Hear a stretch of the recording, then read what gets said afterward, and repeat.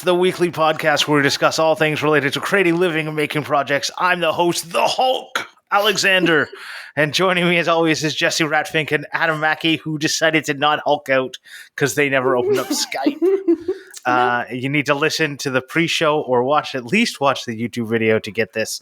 Yep. Yeah, so I'm back and I'm the Hulk. And let me just try and get back into the settings so I can not look like a weirdo. Default. There we go.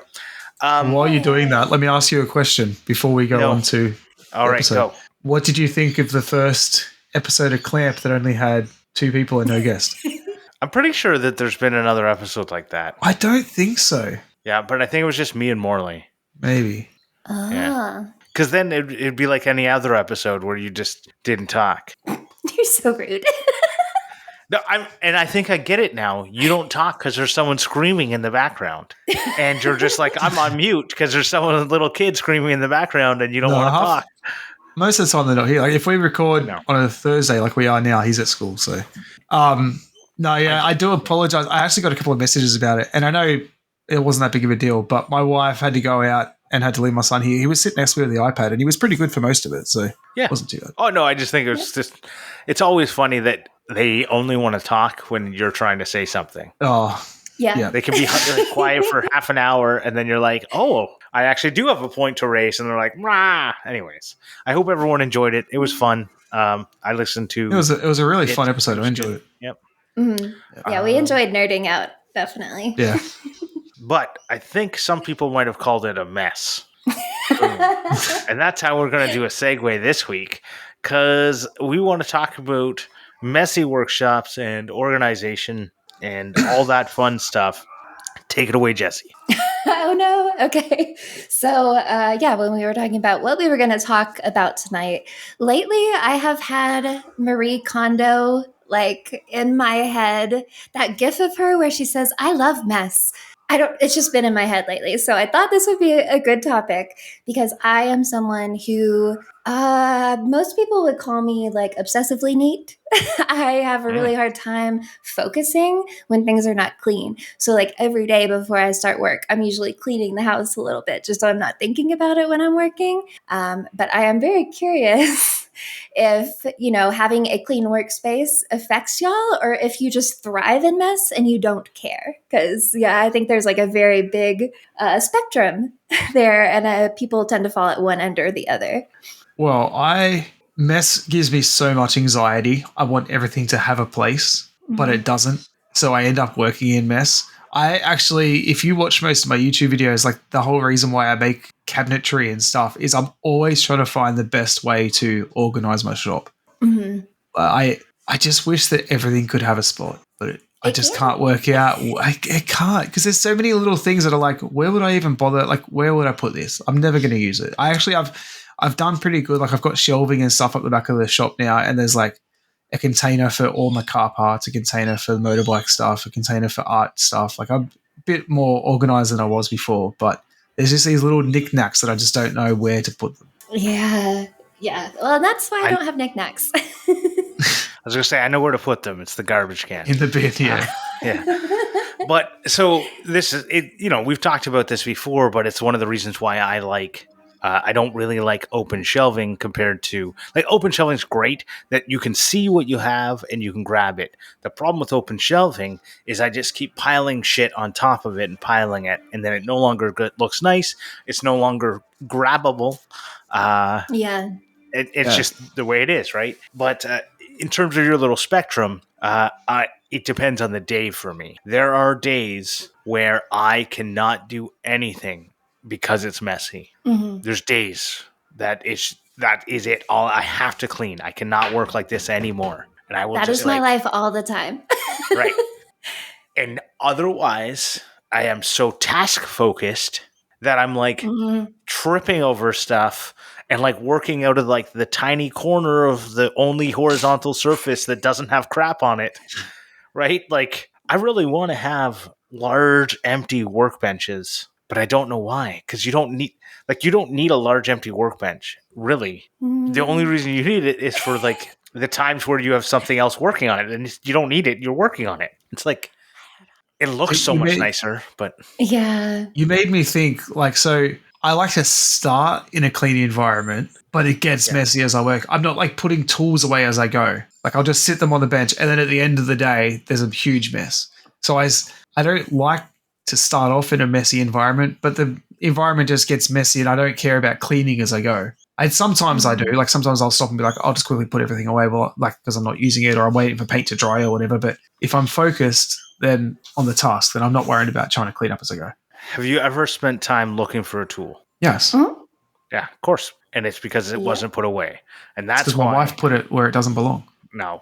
While you're working, you put down like your 11 millimeter wrench or your socket or whatever, your 10 millimeter socket over here, and then boom, it disappears. I use both. Depends on the thing. And yeah, I know the joke's all about the 10s. I was trying I was trying to be original. Okay, guys, stop giving me shit. Just 1 millimeter off. Anyways, you put it down, and then you can't find it because it's within all the other crap. If every time you're done with it, you put it back in its place, if you're not going to use it for like 2 days or 2 hours, it should be back in its spot, and then you'll find it. That is how I work best. But the big thing is, so you're doing like a brake job. You have all the tools out. Okay, you've taken one bolt off, right? You've taken all the 16 millimeter bolts off. Are you going to put the 16 millimeter wrench away? Well, no, because you're about to take it back out to put all the bolts back on once you change the stuff. So it's like I get into this like problem of when is it too long?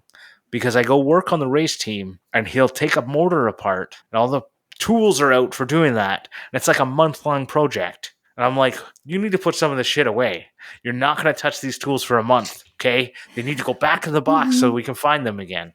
Yeah. Well, and I think that is why people always say I'm so neat and I'm so clean, because it's like, yeah, I'm always cleaning as I go. And it might be like my sort of cooking professional career that I had in Instructables for a while, because it's just, I'm in a professional kitchen. It's really beautiful and I'm taking photos while I'm doing all of this. So I'm constantly thinking about, I don't need that anymore. I should get rid of that. It's just kind of the way I work. And even when I do a sewing project, like between stages, everything gets put up.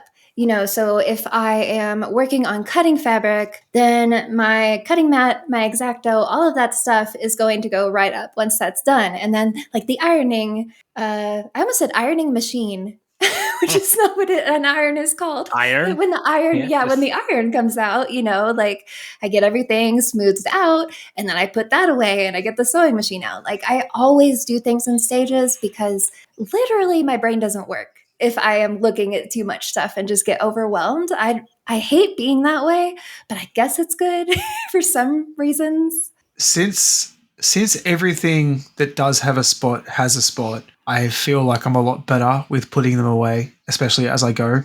And to talk on what you said before about putting the sockets away as you go, it depends on where I am. If I'm working at my workbench and I just have the drawer open, or I'm working on the bike, which is like directly behind the workbench, I leave the drawer open and I will actually put the socket back in its spot and get the next socket that I need as I go. Right. But if I'm working like out on the driveway where it's like an effort to walk all the way back to put it away, then no, I'm not. I'm just leaving it on the ground. Right. And so what I like to do, and apparently it's an ADHD thing, is like I just have like containers that you just put everything in. And they're called like Doom containers or I've seen it where it's just like that's where you put all your mess. And then your mess is gone, but it's actually just contained into a big container of mess. So it's like a little holding tank until I can sort through it all.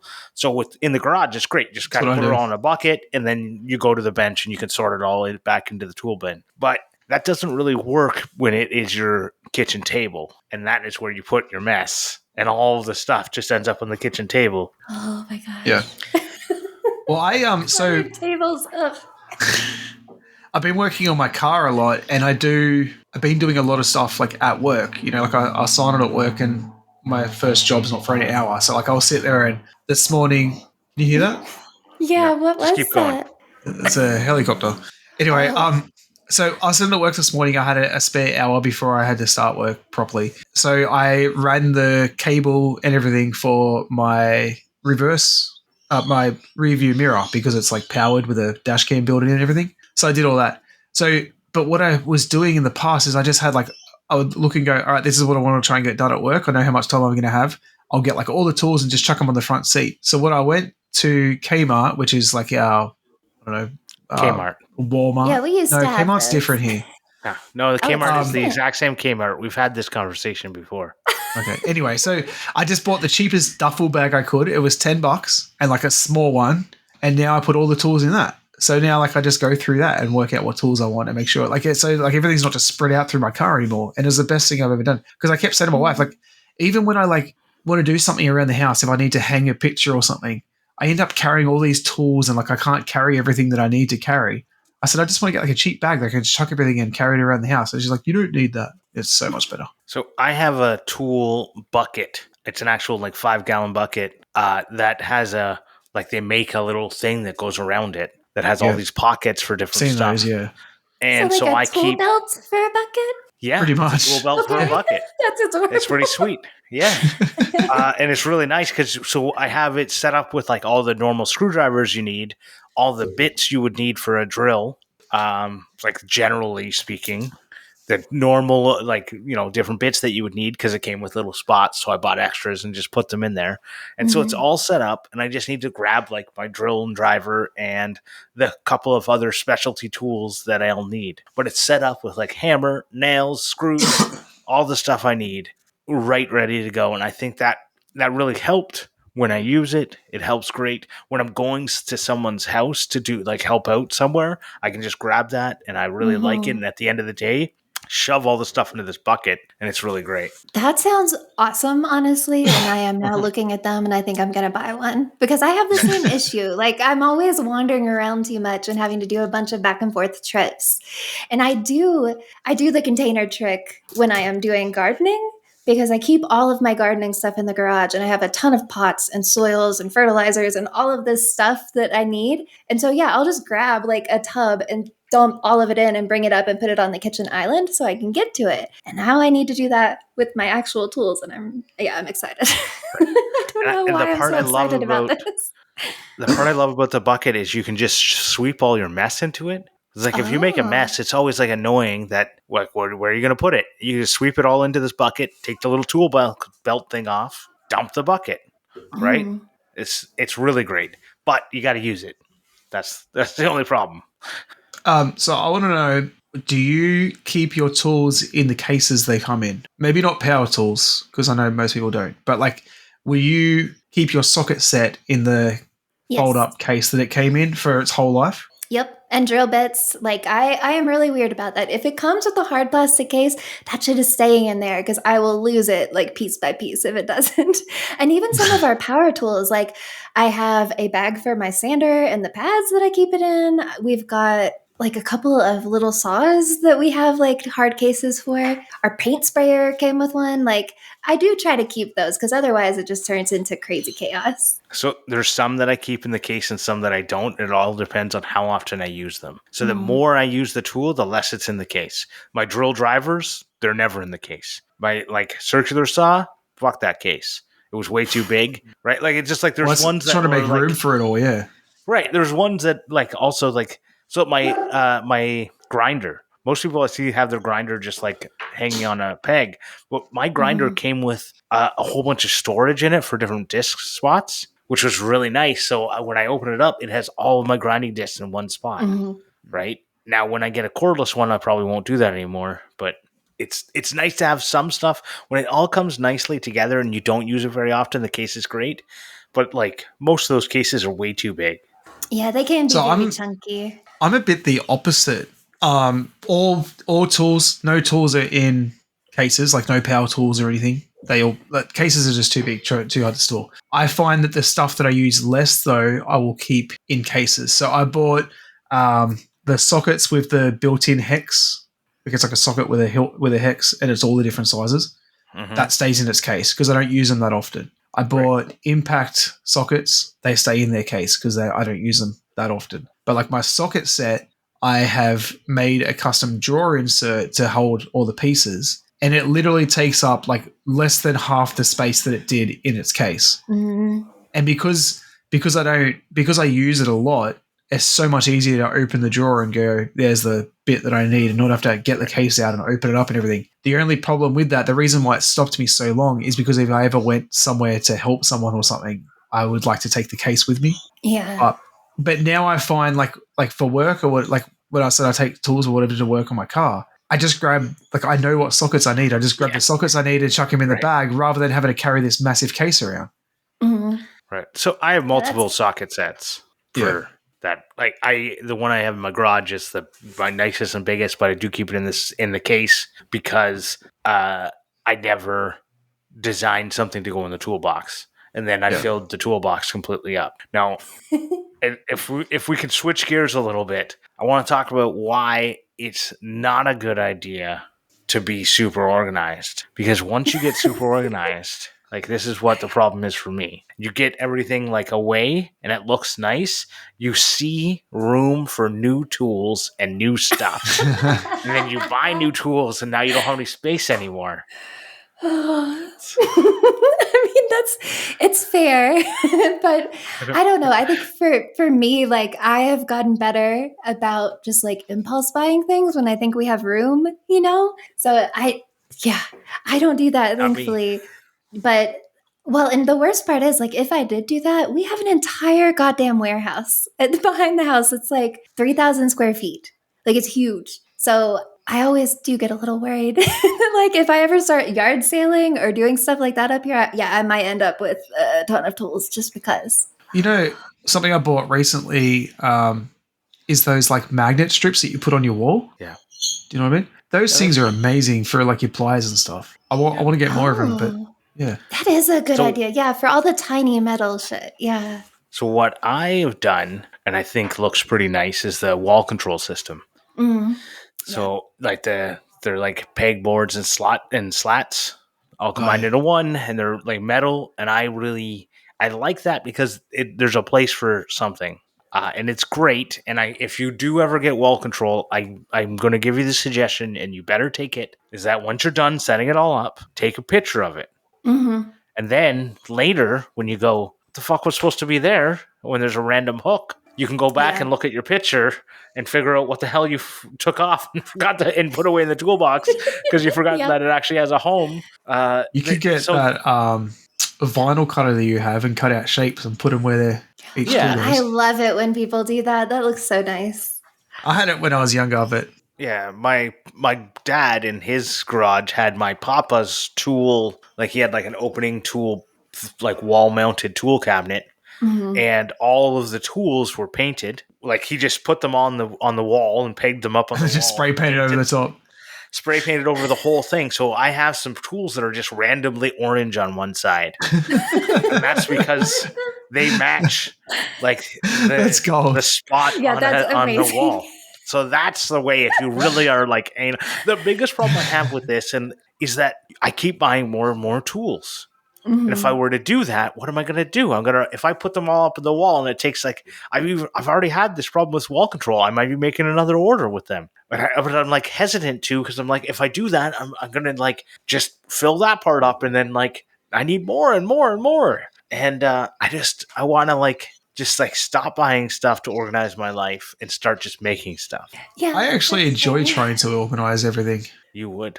Yeah, I get really stuck in that. Like, I'm still kind of in that mode in this house, you know? Like, I'm still adding stuff to closets and like trying to figure things out. Or like our garage, we still don't have any sort of wall organization, any sort of shelves or pegboard or anything. And I really need to get on that because it's been a few years and I haven't done anything yet. But I don't know. I'm kind of thinking about 3D printing, kind of like wall control, sort of, but like a modular system on Printables. They have It's the hex one. Yeah, the hex one and like the honeycomb wall panels. I keep looking at those and thinking, maybe I should try something like that, just in small spaces to start with.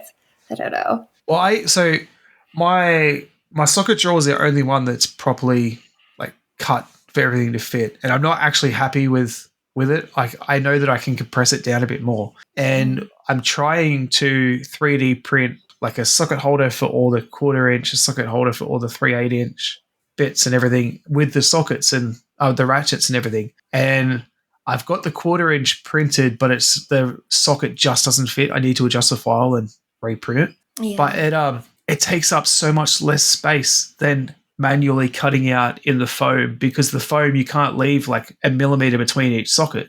Mm-hmm. Yeah. But yeah, That's true. God, yeah, I need to 3D print more stuff. I feel like a lot of people went to this Kaizen foam stuff, and it seemed like a good idea for organization, and it's really great if you want to take something mobile. But I don't feel it's great if you want to have it in your shop. I feel like just having dividers is the way to go. Mm-hmm. Yeah. I think the Kaizen foam inserts are good if they're pre-cut. But when you have to manually cut them, you're never going to get them perfect enough that you're going to be happy with them. Well, like even if you buy one, them. Yeah, but like when you get them, like when you see them like pre-cut, like you can buy them and they're all like they've got the labels for like all the different socket sizes and everything, and like that's so much effort and work to do for yourself. It's so much easier just to buy those. I think they always look nicer when they're pre-made. I don't know. The problem with this pre-made one is, okay, I get a socket set and it doesn't come with a long 16. And I need a long 16, so I go buy a single socket. Now I have a fucking socket set. That's the issue that I've been running into, Right. Is I want it custom to what I have. Yep. Right. Oh, but then I get a new car, and it needs a fucking 32 millimeter 12-point socket. You're like, what? What is that? What is even 12-point sockets? You're like, oh, okay, now I've learned something new. Sockets can come 6-point and 12-point. I thought the extra ones just looked weird. Wow, there you go. Yeah, you didn't know that? No, I have never used anything. I never knew. I never knew until recently that the 6-point and 12-point are actually like different needs. I thought it was just this one just has more like teeth, so you don't have to like try and line it up as easy. Like it actually, some sockets, some bolts actually need the 12-point. I never knew that. Yeah. So then you get a 12-point socket, and you're like, so now it doesn't fit in there, and now you got to cut a whole new thing. And that's where I have the problem, is that my needs are constantly changing. Yeah. And that's I don't like having just 3D like print. You can 3D print a new holder. Yeah. My needs are constantly changing. I got to keep 3D printing. I got to keep cutting out a thing. I just want a divider. And Paul Jackman recently, 6 months ago, I think he took all his Kaizen foam and threw it out. Yeah, I'm about to put dividers. Well, so I bought 3 1 meter by 1 meter sheets of Kaizen foam. I lined one drawer, decided I don't like it, and now I'm trying to sell the remaining sheets because I'm not going to use them.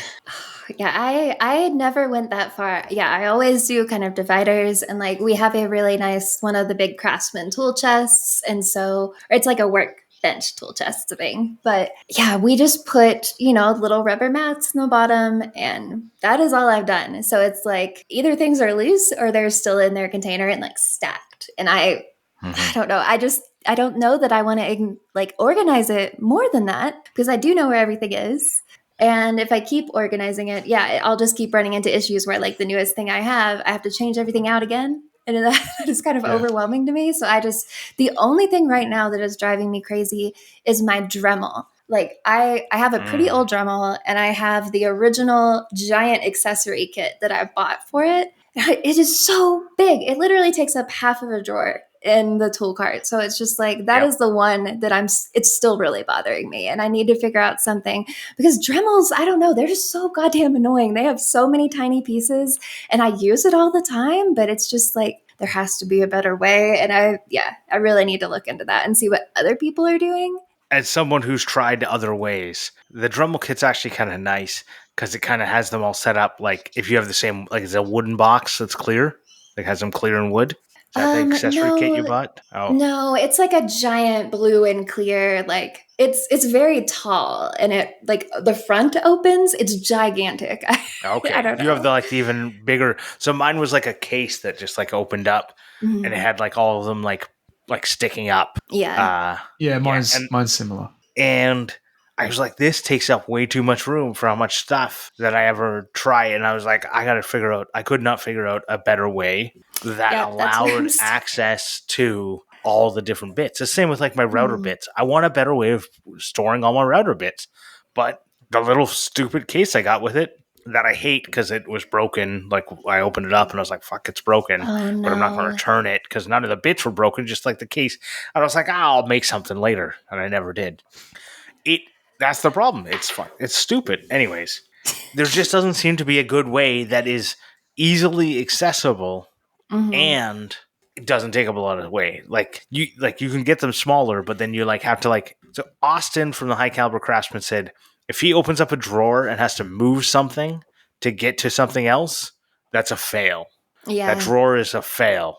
You cannot move something to get to something else, right? And that's the same way I feel like about trying to get the bits in there. Like I could overlap bits, but then I'll always be grabbing one underneath the other one, and I'll be so mad about it. Yeah. Well, so the only thing that I've thought of that I might do with the Dremel and all of its shit is, those sewing boxes that open up and out? So there's the main compartment. Yeah. They have pretty small versions of that. And I've been looking into those because someone, on Instructables. On Instructables, yeah, they just posted a beautiful one. So I started thinking about it again. And it's like, I think that might actually work. So maybe I need to try that because if I could get it down to like half the size it is now, that would be fantastic. You could just get a tackle box. Oh, a tackle box. I don't know why I didn't think about that. I bet we have one around here somewhere because Tyler does fishing sometimes. So with my Dremel stuff, what I did was go through and go all the stuff that I will use, I pulled out and put somewhere, like in somewhere neater. And then all the stuff that I won't, like I don't use all the polishing stuff in that. I didn't throw it out, but that then stayed in the case and went away in like a deep drawer. So I know I've got it if I ever need it, but because half the stuff that comes in those Dremel packs, you're probably never going to use. So they're taking up space that they don't need to. Right. I've only used like 5 of my 30 router bit like thing. Like the 5, I use them all the time, but the other ones, like if I ever need a Roman OG, I got it. Right? Like all I use is the cutting discs or the sanding drum, the drum sander things. That's it. Yep. And I just bought, actually, I just got off AliExpress. It's little saw blades. They're like metal discs. Yeah, they're actually really good. I have wanted to try those because, I saw a whole accessory kit for a Dremel a long time ago. Yeah, super tiny, little circular saw blades. They were so cute, and I didn't know if it was worth it or not. They at one point sold a like table attachment for your Dremel to turn your Dremel into a table saw. Yeah, for like balsa wood and stuff. Yeah, for doing like mini crafts. That makes sense. Yeah, miniatures and stuff. Okay. Yeah, when I worked at the hobby store, they sold I'm going to want to buy so much stuff after this episode. Don't go on AliExpress. I have spent so much money on AliExpress later. Well, see, I can't. Your stuff, you must come pretty quick on your side of the world because if I have buy 14-day delivery. Right. When I buy it, it's like 2 to 3 months. Yeah. Coming from China, and your that's China how it used like to be with eBay. I've got a different China to you. It's closer. Yeah. Like it used to be like a month on eBay for stuff from China and stuff, but I have with AliExpress, it's guaranteed 14-day delivery. If it takes longer than 14 days, I get refunded a percentage. It's not much. It's like if it costs me $5, I get $1 back or something. But it's not that bad. I don't for some stuff I don't mind waiting, but if I want it quick, I have to buy from eBay in Australia only because AliExpress doesn't have there's no other option. You don't want to hate, and this is just a little rant on the side, is that they'll say something like it takes 2 to 3 months for shipping. You buy it and it shows up in a week. And I hate that because my expectations were like, okay, this car part project, I'll put that at the end of summer. And now I've got, a car part sitting there because it showed up so much earlier than I was expecting, which like generally when your expectations are blown away like that, you're very excited, but I am not. You have to be the only person to complain about quick delivery. No, quick delivery is great. I would have paid. I'll pay extra to get it in a week. Yes. But I don't like being told I can't get it in a week. You have to wait 3 months and then it shows up in a week and I'm like, God damn it.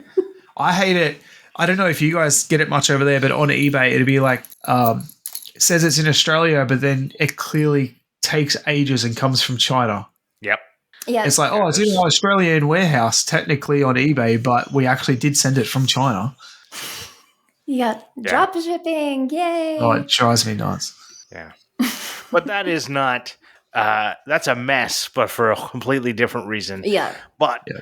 I want to talk about when you are looking at your workbench today, right now, look at it. Pretend, because obviously none of us can actually see our workbenches. Nope. Is it free? Is it completely empty? Do you have an empty workbench? Mm-mm. Okay. Are you currently, is there a single project on there? Or is there multiple projects? Or are there things on there that aren't even projects that just haven't found a home and they'll sit there for the next year? Yep. So there's the things that haven't found a home yet, and then there's also like stuff that I need to put away that I was using yesterday. Yeah. How about you, Jessy? Okay, so I'm trying to visualize mine because I was looking at it earlier. I think right now we have like mostly stuff for the grow, like the cannabis grow. So like it is going to be used, but it's like in a weird limbo thing. But we don't have any projects on it. Yeah, it's just like shit that needs to be used or put away at some point. Yeah. Oh God, I feel bad thinking about that now.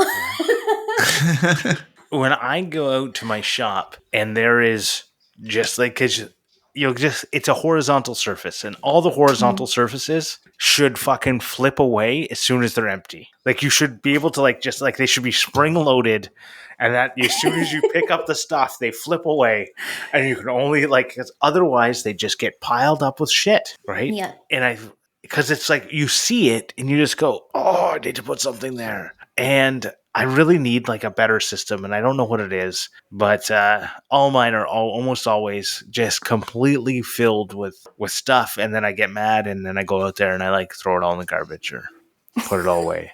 I generally, stuff that has a place gets put away. It's always stuff that doesn't have a place that's sitting there. Exactly. Right? If everything had a place, I would always be clean. Or stuff I've been painting a cabinet that I've been making for my brother, and the paint lives in my house, but I'm painting in my garage. So I brought the paint out, got the paintbrush, got all the stuff, got a stir stick, all this stuff is just sitting there while I'm doing this project. But you put a coat of paint on and then you go do something else, right? Yeah. Right? You can't, right? And then you're going to be painting the next day. It's going to be 24 hours before you have another coat of paint on it. So you're not putting it all away. You're not bringing it all the way back downstairs into its spot. And so that's where I get into real problems. Yeah. Yeah. I used to do that when I was still working in the office. My desk would become a holding area for all this shit that was in progress. Because it's you can't always finish stuff within 8 hours. And so it's I guess I'm just going to put it over here and hope I don't forget about it. Yeah, I definitely have that issue too, where it's just well, I'm going to have to use it pretty soon. I don't want to have to put it away. But then I think about it a lot because I'm neurotic. So the way a lot of the stuff that I sit on my bench is if I'm in a hurry or my wife gives me something that needs to get put away in the garage, I'll just quickly sit it on top because I'm busy doing something, and then I'll be I'll get to it later, and then it's a couple of days later, finally put it away. Yeah, I have this. So I have the same problem where I have limited time in my shop, and I don't want to spend any of it cleaning up. And when I finish a project and I go do whatever it is with it, and I walk away, the mess ceases to exist the moment I close my garage door. Yeah. And it only comes back to bite me. That is Future Grant's problem. And Future Grant goes out there to go do something and goes, why did you do this to me, Past Grant? Yeah. And Past Grant says, ha ha ha, take that. But honestly, most of the time it's because I'm out of time, right? Yeah. And I'm working right up to the deadline of whatever, or, deadline, not deadline, right up to the time that I have allocated to be out in the shop. And I'm so close to finishing the project. And then I finish the project, and then I have to go in and read my son a bedtime story or whatever it is. Yeah. And then I'm not going back out to the shop, right? And then I left it a mess because I was just I just get this one last thing done. Having stuff. Go ahead. I was gonna say, having places for things where they're easy to access, I feel has really changed me cleaning, keeping things clean. It's so much easier for me to just quickly open my second drawer, put the socket away, than it is to sit the socket on the workbench. Yeah. But if I had to get a case out and put it away, I wouldn't do it. And I think that is why I love closed storage so much, or just having the mess in a room. because that is really the only way I can tolerate it. Like, because there have been a lot of times where I've been in the middle of like a giant quilt project or like a costume or something where there's shit everywhere. And just being able to, like close the door and just walk away is so nice. It's just, I don't know. I think I kind of struggle between everything being really put away and in a very organized manner and then having easy access to stuff. I think I'm still trying to strike a balance with that because I don't want to look at stuff ever. I don't, but you need stuff. I don't know. Yeah. It's hard to balance the mess. So, like, a lot of people like these clear bins. And I've tried to do this clear bin thing, and it's great for being able to see what is available. But it doesn't look nice. No. Right? It's not nice looking. Like a non-clear bin looks nicer, right? So I've also tried a whole bunch of non-clear bins, but then I'm like, I gotta label these bins, right? Or label where they go. Like there's gotta be a label on them somehow, and then I gotta know in my mind what's in that bin based on the label I put, like house electrical and car electrical. I gotta know what's in which one, right? Because that's two bins I got, because they're completely different things. Like a bunch of fuses for a car don't belong in my electrical bin for my house, right? And Romex doesn't belong in the car bin. But if I'm working on the trailer, I need both. Yeah, I don't label. Do you guys label? Huh? Oh, depends on what it is. So at the race stuff is all labeled That makes sense. because there's multiple people going into it. And sometimes they don't know where everything is. So I've labeled everything, but then people still don't. So there's like a cutting tools drawer and a pliers drawer, and they're right above each other. And the side cutters always end up in the pliers drawer because they look like pliers. And the rest of the cutting tools are like knives and scissors and stuff, right? But side cutters are not pliers. Fucking cutting tools, clearly. So put them back where they belong, guys. I don't label like drawers or anything. My tubs are labeled because they're not clear and I need to know which one is what. But like I don't have any labels on my workbench, on the drawers or in the paint cabinet or anything like that. But I do want to label when I do when I finally get the 3D print working. I want to label like where each socket goes and stuff, like the numbers and all that. Right. How about you? Yeah, I just can't get behind labeling at all.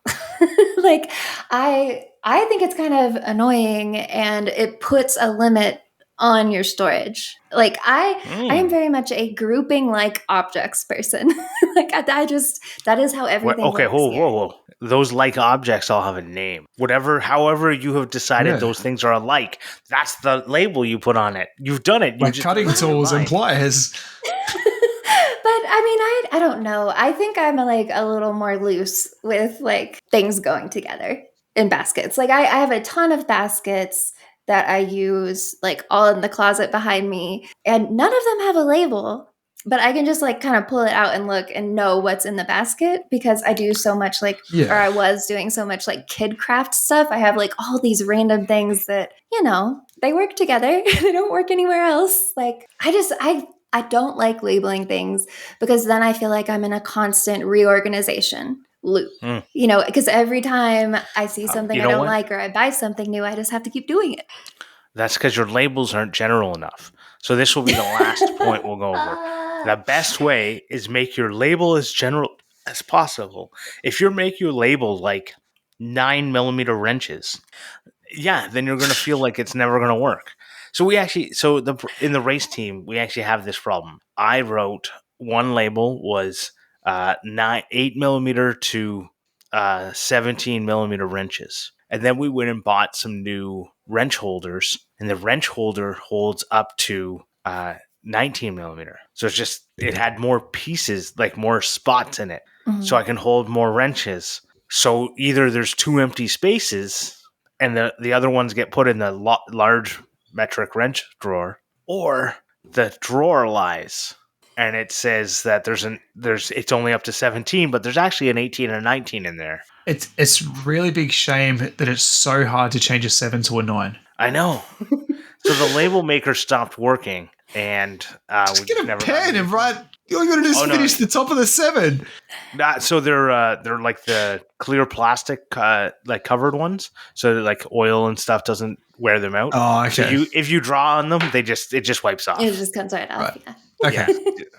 But I agree, like you would think. But the problem is, there's we have the flex head wrenches and like the non flex head wrenches. The non flex head wrenches, it only goes to 17, and the flex head wrenches they go to 19. So then, Right. what do you do with that? You Like, put so wrenches this one- and flex head wrenches and don't put numbers. But the problem, so I agree, but the problem is people are always looking. Anyways, what we should do is just leave. I'm going to cut 2 of the things off. So instead of having 2 empty spaces, I'll just cut it off, and now it doesn't have any empty spaces. And the 18 and 19 are going to go in the large metric wrench, the 18 millimeter and over metric wrench zone, because we have like up to like Okay. 36 millimeter wrenches up there, like, but we don't have every number, right? Yeah. Anyways, Cool. Speaking of labeling things, I'd like to label our Patreon supporters, especially the F-Clamp level ones: Vincent Ferrari from Digitally Creative, Scott from Dad It Yourself DIY, Joe Herdina, Rich from Lone Designs, and David Wood from DW Wood Builds. And I want to say, if you feel like you get $1 of value out of our show, I would really appreciate if you go over to patreon.com/clamp and sign up there. For as little as $1 a day, you could get access. You could show us the support. Yeah, $1 a as day, jeez. It No, sounds $1 like an they're episode. sponsoring a child. Pretty much. That's what we're hoping for here. For less than the cost of a single coffee per month at Starbucks, you could be sponsoring our show and making sure that it continues. You'd also get access to the pre-show, after show, our monthly hangouts over on the Discord server, which, by the way, you can come and join the Discord server even if you're not a patron. You can access, and then the last thing is you can get a keychain, a numbered keychain. They're numbered, so you know how early on in the supporter you are. And made by me now, and you can head over to who's number 1? patreon.com/clamp. Do I know who is 1? Yeah. I do know who it's 1. I just need to go and look. Without looking it up. I could just right off the top, just let me think about it for a second. Leroy was number 1. And Leroy Jenkins. Yeah, not Jenkins. But Dave Bauer was number 2. So there you go. If you don't know Dave, Nice. you should check him out. And he has a podcast now. Yeah. And Jeff Stein, number 3. So that was a pretty quick, 1, 2, 3 there. And 2 out of 3 of those are still supporting us. So thank you very much for that. And if you want to be number 38, you can sign up on patreon.com/clamp. CLAMPmendations. Alrighty, so mine this week is For All Mankind. It is a TV show. It's on Apple TV. So it's sort of an alternate reality history regarding like space travel. So in this one, like Russia and America are sort of fighting over the moon. They are like on their way to Mars in the season we're on now, in season 3. It's pretty wild just because it sort of proposes, if we had been able to do this, as early as the 60s and then keep progressing, think about where we would be now. Like seeing the technology that they have in the show in the 80s and 90s that is like comparable to what we have today is wild. It is just, it's so good. And all of the acting is phenomenal. It has so many people that I recognize, like from other dramas that we've watched and liked. So yeah, if you're at all interested in space travel or history, I would highly recommend it because they do a really great job of blending actual events with their like parallel reality sort of thing that's happening. And they also they do crazy things where famous figures that have been killed are actually alive and thriving in this world, and like showing different ways that they're like altering the world as well, which is, I don't know, it's just really cool. So yeah, I highly recommend it because it has been so much fun to watch. There's 3 seasons and we're almost done with it. And I kind of wish we weren't. Yeah. Cool. I just discovered that I can get Apple TV in Australia. Nice. I recommend it. They have some good stuff on there. Severance is amazing. For All Mankind. I just went totally blank. There's a Lee Pace show. It starts with an A. I went totally blank. But there's a really great sci-fi show that's based on novels that I also recommend that I need to find the name of. Cool. Well, my CLAMPmendation is a guy on YouTube called Giannis Papadimas. Great said that he is Greece, apparently. Not Greek, he's He Greece. is Greece. He is Greece.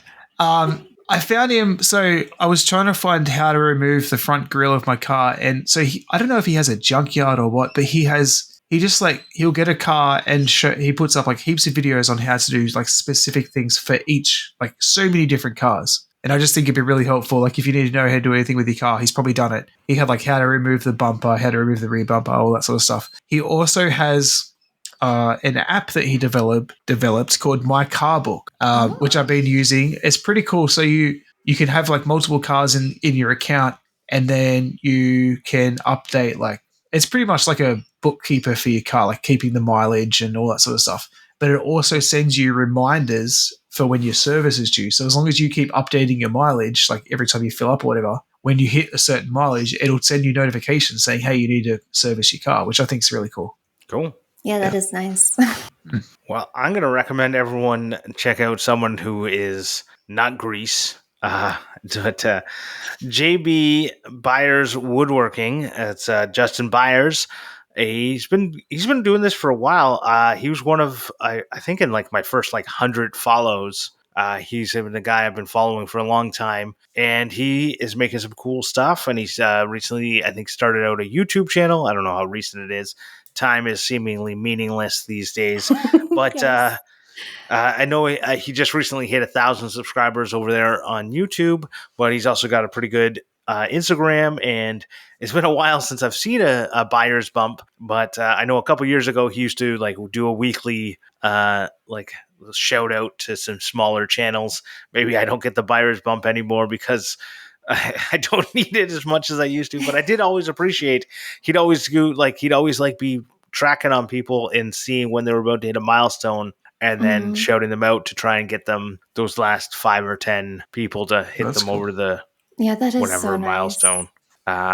Yeah. So everyone should go check him out. And he's makes some really cool woodworking stuff. So if you like woodworking, you'll probably like his stuff. Alrighty, so the Ask Us Anything for this week, which I do have need more, like a little- I need to add them to the sheet. We need a little jingle to play for that. We need Jessy to sing a song by herself. It's Oh just my like, God, no. ask us anything. Oh, that's too scary. What's your answer? There you go. Oh, Jessy, you got to record it for us. Just try it right now. No. Like, I almost shit myself when you guys had me sing the CLAMPmendations jingle. So, like, I'm so bashful about that sort of stuff.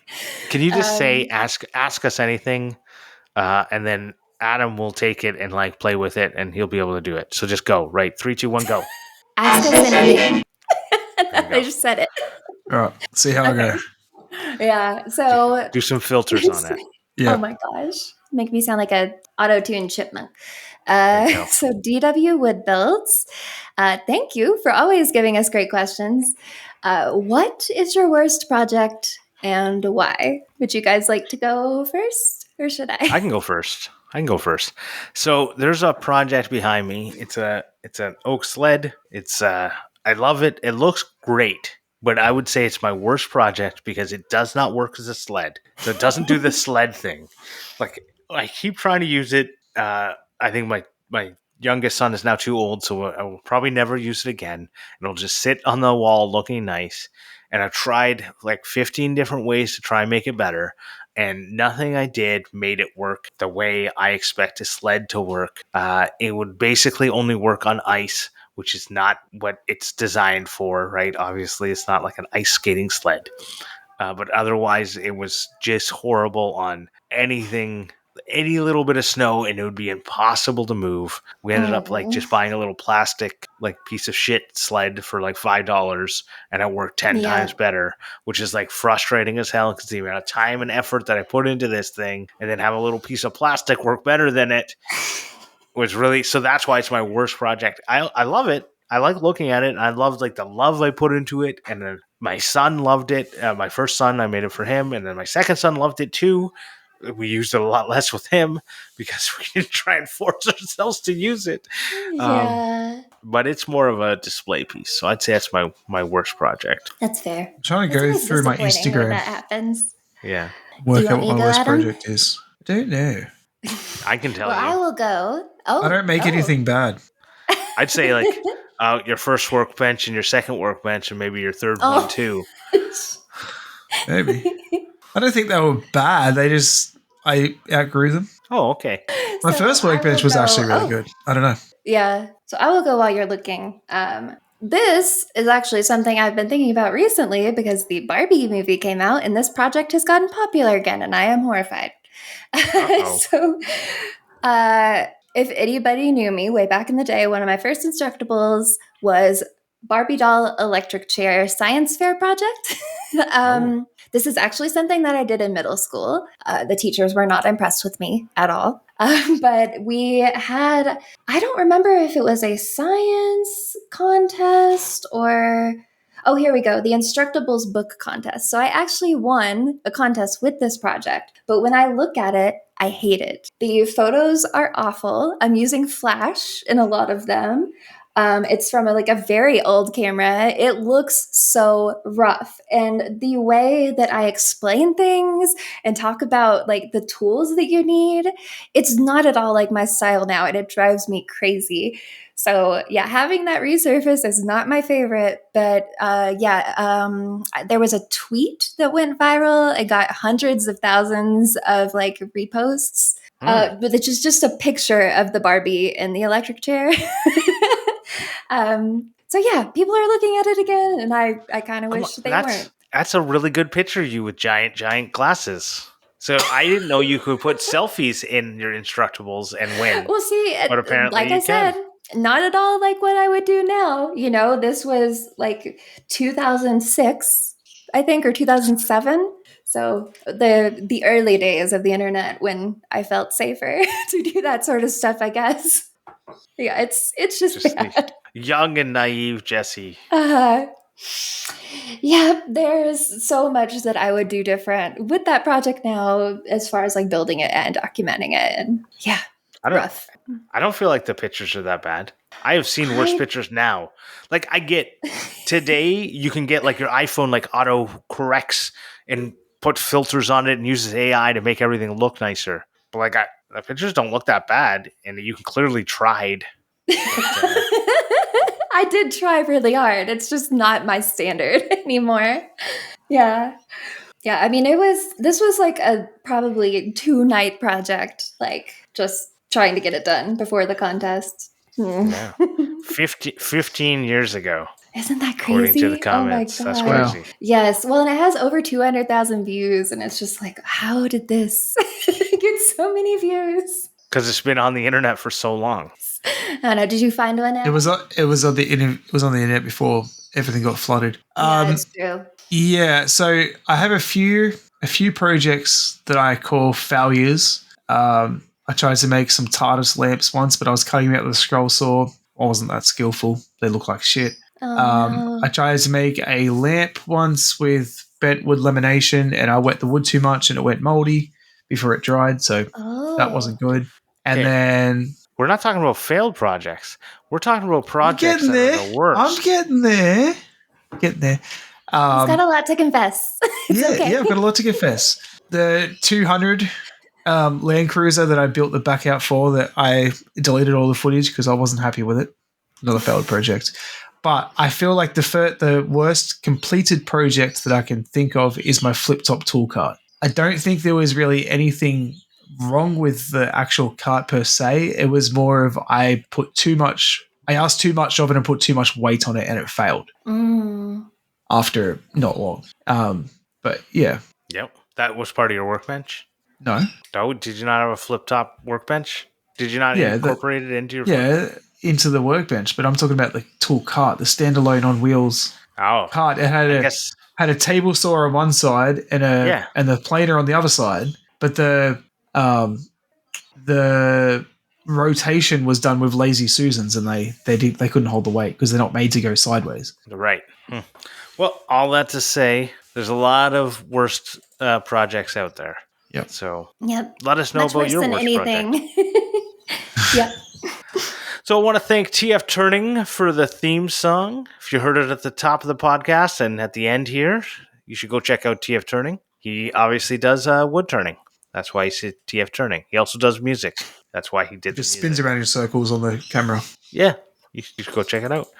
I do say he has one of the best like wood turning videos. He had like a professional. His buddy is like a professional camera person and came and did like a one video. It was really well done. So you should go definitely check that out.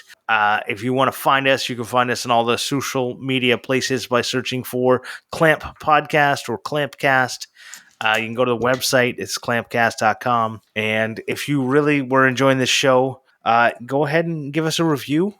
We've gotten a few reviews in our lifetime, but we know you got a lot of you guys out there who listen to the podcast every week and haven't given us a review.